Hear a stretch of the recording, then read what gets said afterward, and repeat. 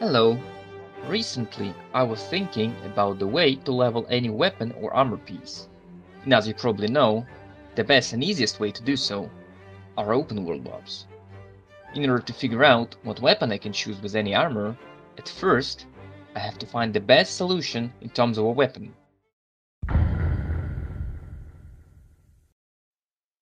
In order to understand how to select the best out of the best, the specific criteria should be defined first. Well, I came up with a burst damage, cooldown, and DPS. Burst damage is the amount of damage a weapon can do in one successful combo. The more it does, the less you'll have to fight the packs. Cooldown shows the amount of time it requires for a combo to be executed again. And DPS describes the amount of damage the weapon does consistently, which is important for bosses and tanky mobs. But before comparison of the weapon, the most overall efficient build have to be defined as well. It should offer the most damage or cooldown bonuses it can. For that reason, the choice is Cultist Call, Cultist Robe, Closed Sandals, Thetford Cape, and Omelets. Call should provide the best boss shredding ability, since regular mobs killed in one combo anyway.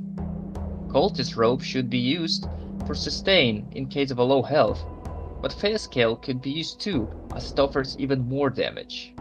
Why not Stalker or Spectre? These jackets reduce the base burst damage compared to cloth and have relatively long cooldown. As for sandals, they simply give that extra passive damage boost. Thetford, thanks to the low cooldown, allows some more damage. In case of one-handed, Candle extends our damage to even higher values, though it only works for abilities. Keep in mind, this build is focused specifically on damage and doesn't have much sustain or survivability. All weapons in the list were capped at around 1300 IP.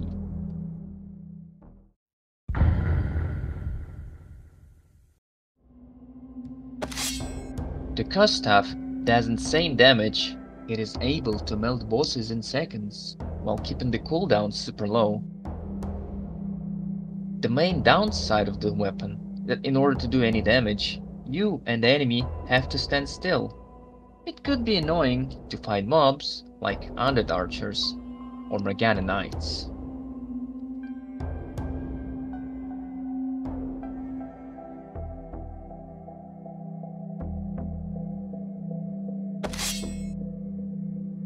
At first, it seems like a good idea to use Ice Shard as a Q.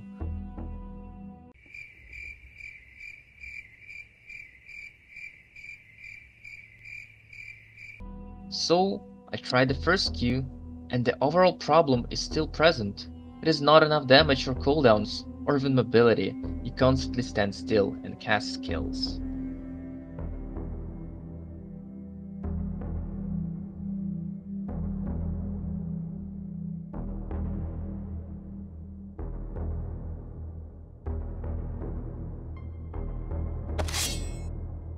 While the mobility is no longer a problem, the burst damage is. It is not enough. Even if you can manage to get one pack, on the next one you find out the cooldowns are not ready, and it goes on and on.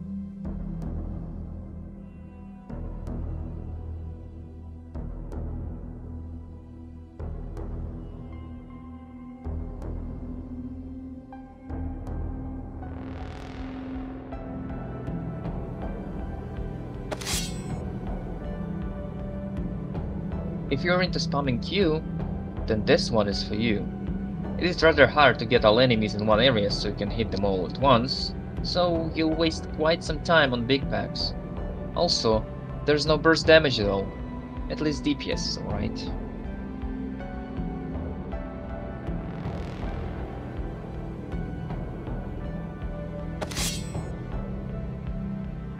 While the damage, burst, and cooldowns are pretty nice, the main problem is the fact that all of your abilities are casts. It could be annoying to fight mobs like undead archers or Morgana knights.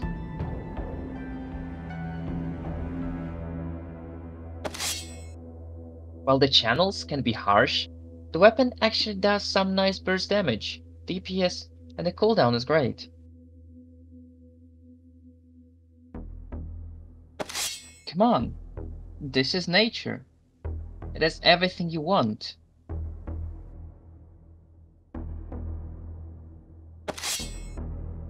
While the damage is okay, the cooldowns is what hurts the most. You can't just kill things non-stop without waiting a second or two. Also, the time it takes for the force of spears to do its job is just too long. Impale doesn't help. It makes it worse.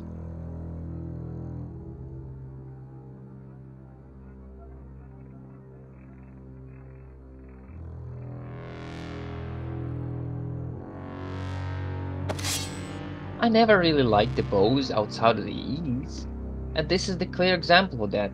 On first pack you melted no problem, thanks to the E, but on the next one, you don't have the cooldowns ready, and all you can do is tickle until the abilities are ready.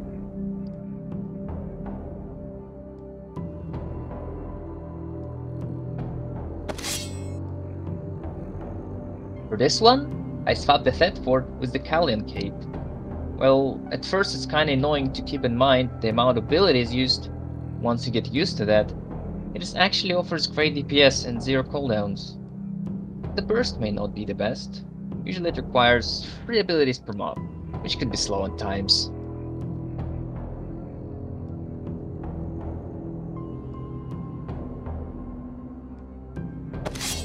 All of these weapons share the same problem, the cooldown. While you can kill things in one combo if you use all of the abilities, on the next pack you won't be able to do it because of the cooldown. So these weapons are not worth considering. I really like this one. Press Q 3 times, next pack. No waiting, no cooldowns, everything is smooth and fun. Also, this weapon could be used with a stew, since cooldowns are not affected. It'd be pretty fun if the cooldowns were lower. Not being able to hit 3 stacks in one Q also hurts. From the research, based on my experience, I choose the next weapons from the list. Now, let's see what these weapons can offer when paired with the worst possible options in terms of an armor piece. I present you.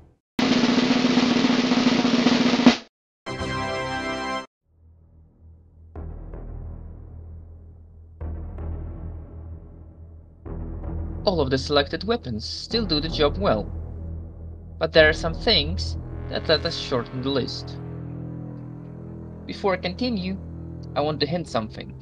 If you want to increase your fame gain, I recommend to use one-handed weapon paired with an offhand.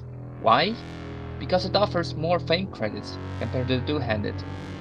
Watch this example. I use the same tome and watch the amount of credits I get. It's an extra 5%. Pairing it with the fact that the quarterstaff eats mana like crazy, the quarterstaff goes off the list. Crossbow is also a mana hunger option, so I removed it as well. The curse staff is just not comfortable enough with the fact that you have to stand still even longer in order to kill things, which is a problem. So, there are only 2 weapons left. Although, one thing makes one of them just slightly better for a newcomer. It is the fact that you don't need to unlock anything on a nature staff. All of the abilities are already unlocked, so you can use them, unlike on the battle axe. So, here's the winner.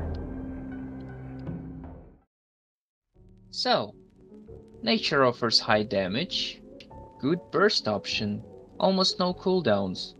It also offers sustain and requires no prior leveling in order to be effective. So use it with any armor you want to level. Thank you for watching the video. Goodbye.